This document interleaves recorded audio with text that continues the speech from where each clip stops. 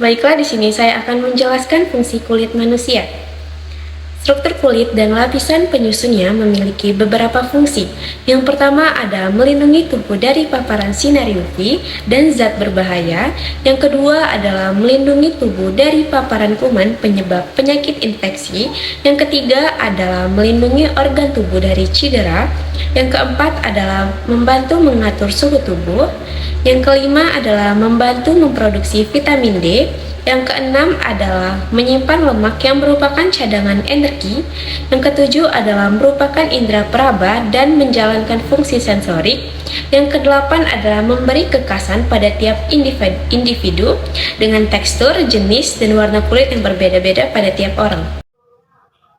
Lapisan kulit yang pertama adalah epidermis. Epidermis merupakan lapisan terluar dari struktur kulit yang menjadi benteng pertama tubuh untuk menjaga dari paparan lingkungan sekitar, termasuk sinar UV, dan berperan penting dalam menjaga kelembapan kulit. Di dalam epidermis terdapat keratinosit, melanosit, sel Langerhans, dan sel Merkel di setiap lapisannya.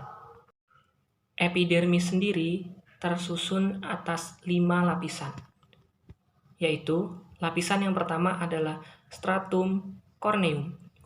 Lapisan ini adalah lapisan terluar dermis yang tersusun dari korneosit, yaitu sel keratinosit yang keras yang sudah mati dan sedikit lemak. Yang kedua adalah stratum lucidium. Lapisan ini tipis dan transparan, tersusun dari sel keratinosit yang berbentuk datar. Ketiga adalah stratum granulosum. Lapisan ini tersusun dari sel keratinosit yang di dalamnya terkandung granul. Stratum spinosum. Lapisan ini tersusun dari sel Langerhans serta protein pengikat. Dan sel keratinosit yang membuat kulit lebih kuat dan elastis.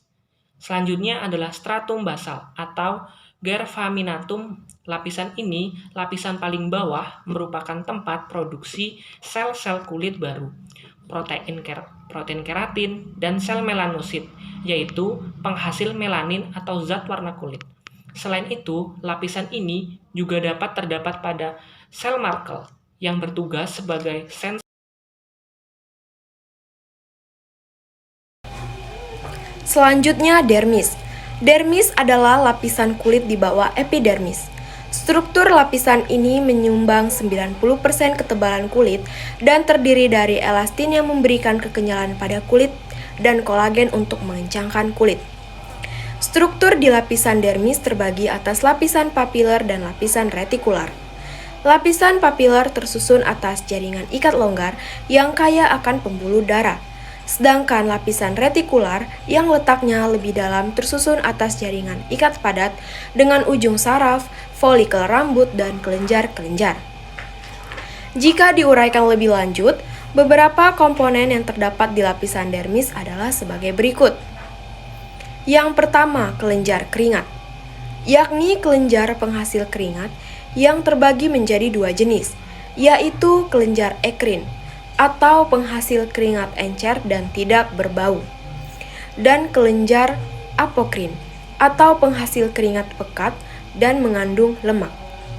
Selanjutnya, yang kedua, kelenjar sebasea, yakni kelenjar penghasil sebum atau minyak yang bertugas memastikan agar kulit tidak kering dan bekerja sama dengan kelenjar keringat untuk menjaga kestabilan suhu tubuh.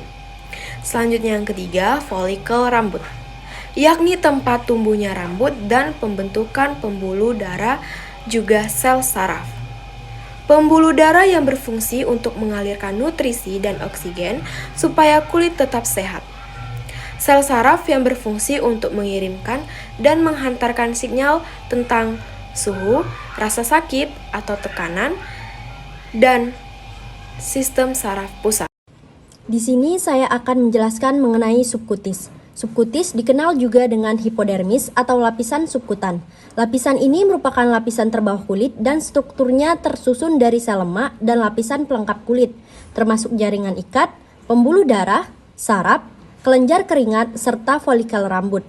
Lapisan ini akan melindungi organ yang lebih dalam, melindungi tubuh dari perubahan suhu, dingin maupun panas, dan sebagai tempat penyimpanan lemak serta cadangan energi.